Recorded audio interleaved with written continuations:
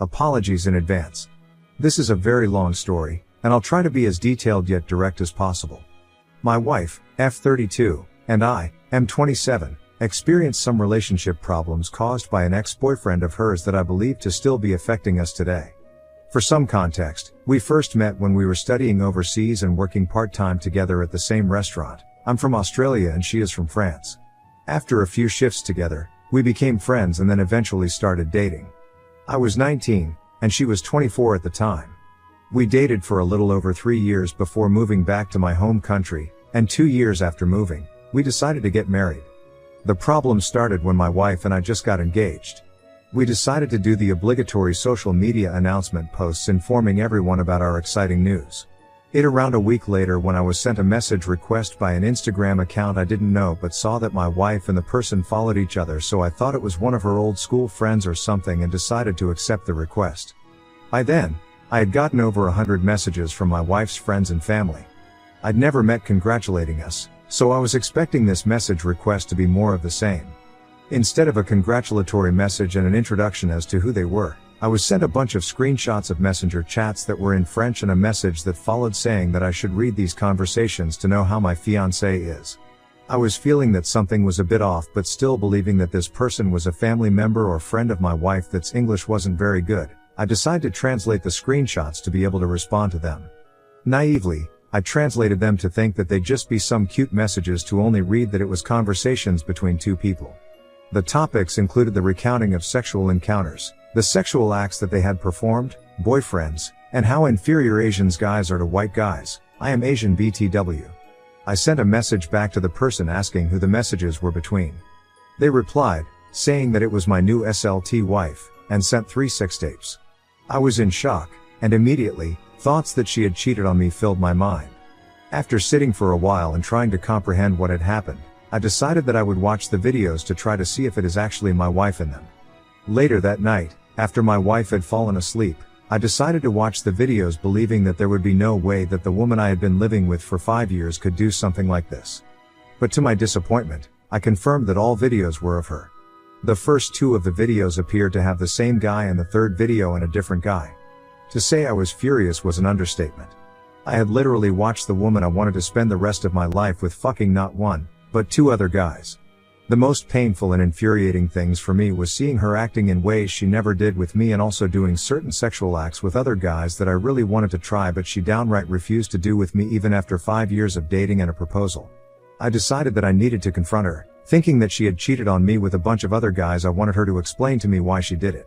After staying awake and waiting through the entire night and not being able to waiting anymore, I woke her up at 6 a.m. and showed her everything that was sent to me and asked her to explain what this all was.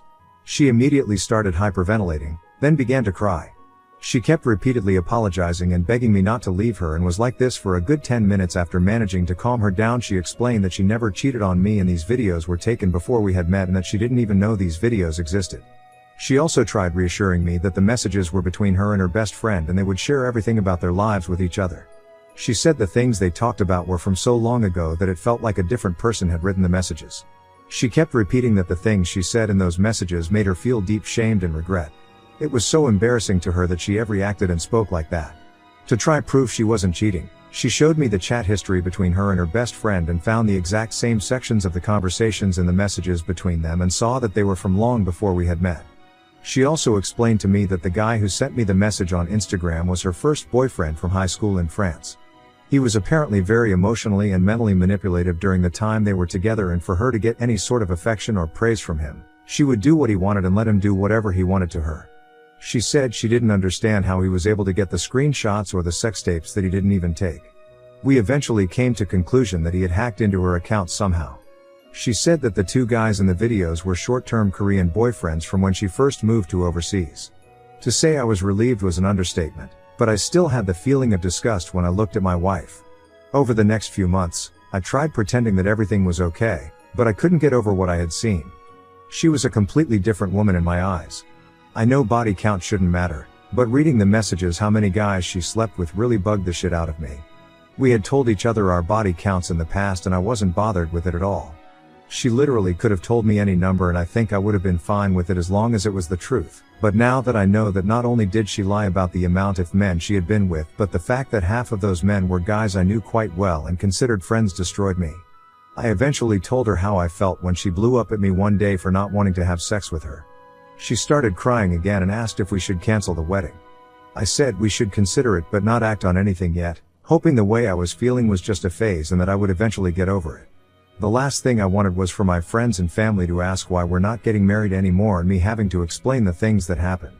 We agreed to go to couples counseling together with the goals of fixing our relationship and getting married on the date we had set before that shit happened. We found couples counseling to be very helpful, and one of the best things we both liked while at our sessions was, we were able to try verbally express what we were feeling and literally have it translated perfectly into a cohesive explanation by our couples counselor. After 10 sessions, we had been given a list of strategies for us to use together to mend our relationship, and I had been referred to a psychologist to some private sessions that I was super beneficial. At this stage everything was almost much back to as it was before I was sent the messages, but I honestly never quite felt the same or trusted my wife again the way I used to. We did end up going through with the wedding believing that my wife's past shouldn't affect my feelings towards her, and that if we did end up breaking up, it would effectively mean that her ex succeeded in his objective and would have got what he wanted. About a year after our wedding, my wife planned a trip to France to visit all the family and friends. I was originally meant to go with her but couldn't as I had just been given a promotion and had only been in the position about a month. While she was on her trip I get another message on Instagram from her ex saying she only likes me, followed by another sextape of her. After watching for a few seconds, I just assumed it was another old video that was taken and blocked him. I planned to show my wife what he sent but ending up totally forgetting about the whole thing. Fast forward to today. We have been married for almost 2 years now and have a baby on the way. During one of her obstetrician appointments that I went to with her, there was talk of her possible due dates and around what day she would have conceived. While sitting there and listening, I was doing the maths in my head and realized something wasn't adding up. The period she would have had to have conceived is when she was back in France to visiting her family. I stayed quiet and convinced myself that I obviously wasn't calculating correctly because I've always been shit at maths, but I had remembered what her ex had sent me and had a gut feeling that something was very wrong. Eventually my insecurities got the better of me and I ended up watching the video he sent trying to find any clues of when it was taken. Unfortunately, I concluded that the video must have been taken at some point when we were together, as I could see a scar on her pubic area that she had given herself by waxing when we were on our honeymoon. After thinking about this for a while, I've decided not to confront her with what I know. I'm not going to ask friends or family for support. I'm not going to go to counseling. The less people that know the better. I don't think I can live with the shame of people knowing that my wife is giving birth to another man's child. I'm going to wait for the baby to be born to see if it is mine before I make any final decisions. Thank you everyone who read everything I had to say. I really need to get this out, and not being able to tell anyone what I was going through was driving me insane. Edit. I've had a few comments questioning the timeline. Our wedding was in September 2022. Her trip to France was in mid-December 2023, and she was there for about 5 weeks. The due date for the baby is in late September. Update 1. First of all, I would like to thank everyone who commented with advice and also those people who criticized my thoughts and actions. Reading multiple perspectives about my situation helped open my narrowed view and I think gave me a more balanced perspective. I'm not too sure how I should write this update since there's so much information that was dropped on me and I'm not too sure to put it into words. It honestly feels like my life was pulled out from under me and I'm not too sure how to comprehend it all at the moment. A lot of people criticized me for not telling my wife about the latest video, and a lot of you also suggested that I check the EXIF data to see what date the video was created. Following everyone's advice, I did both. I first checked the metadata to see the creation date, which showed that it was taken on the 1st of January 2024 at 1:18 a.m. It was sent to me the 6th of January 2024. I kept in mind that people were saying that data can easily be edited and didn't take the newfound information too seriously, even though it looked like a relatively recent video. After seeing the metadata, I sat her down on the couch to tell her about her video. I went into the conversation fully prepared with a list of things to say I had made with my therapist. I made sure not to make accusations or even make anything I said sound like an accusation, and was 100% prepared for her to blow up at me for not telling her about it sooner. My therapist gave me a guide of how I should deliver the information and how I should attempt to give her back control of the situation by offering to show her the video, letting her watch it on her own and deleting it in front of her when she was ready. I started by saying that I had received another sextape from her ex and when I received it. Then I went into why I didn't tell her immediately after receiving it or after she got back from her trip. After giving my explanation, I asked her if she wanted to see the video, which she said yes to, so I gave her my phone and she pretty much immediately started the video as soon as I handed my phone over to her, which didn't give me a chance to get up and leave the room to let her watch it on her own. As soon as I heard the audio from the video, I immediately stood up and was turning to walk to a different room when she grabbed my pant leg and started profusely apologizing. I said there was nothing to apologize for, as this was from before she met me and that I should be apologizing to her for keeping it from her. She asked me why I decided to tell her now, and I told her the truth about my concerns about the due date and how it wasn't quite making sense in my head, and that's when she lost it. She grabbed my hand and kept saying it was a mistake and that she wasn't thinking straight because she was drunk. My heart just dropped and I knew instantly what she meant by her repetitive ramblings. I told her to tell me what exactly happened or I'd leave immediately. Long story short, she cheated on me when she went on her trip to France with her ex that was sending me the screenshots and videos. They ended up having sex after catching up at a New Year's Eve party they were both at. They're from a small town in central France with only a population of a few thousand, and apparently, they had seen each other at the local supermarket a few days after her arriving at her hometown. My wife and her ex are from the same friendship group. They all went to the same kindergarten, primary school, middle school, and high school, which is how they ended up at the same New Year's Eve party. She also told me that her ex had admitted to hacking into her Facebook account to gain access to the sex tapes she had made shared with her other exes. Although calling what he did hacking makes it sound quite sophisticated, she hadn't changed her password since high school and he still knew them when he got access to all her accounts. So fucking dumb. She begged me not to divorce her and tried to bargain with me, promising it would be the only time she'd ever cheat, promising that she'll be the best wife to me, letting me have sex with any and as many women I'd like, and even stooped so low as to offer sexual acts. I said I would only consider staying if she would do two things: give me her phone so I can go through her massages and get a paternity test done. She instantly agreed to the paternity test but was a bit more hesitant about handing her phone over, but eventually agreed. While looking through her phone, I found more evidence that she cheated on me on New Year's Day, as well as evidence that she had cheated me one other time from her period tracker app. She uses the app to track her for her periods and sexual activity. I just had to go to the dates where I wasn't in the same country as her and see if she had sex or not. Unfortunately for her, she was very diligent with keeping track of her sexual activities. By this point I had already made up my mind about the relationship and just left. I'm currently staying at a hotel and will be moving into my apartment that I had been trying to rent out for a while. I've spoken to both my solicitor and my wife and have agreed to go to the mandatory counseling in order for me to be able to go through with the divorce, which will start in October. We've also agreed to get the paternity test done after the baby is born, and I got my in-laws plane tickets to come to Australia earlier than originally planned so they can look after their daughter. Update 2. It's been quite a while since my last post, and over the last month I've been getting so many people asking for an update on my life, but more specifically asking about the results paternity test.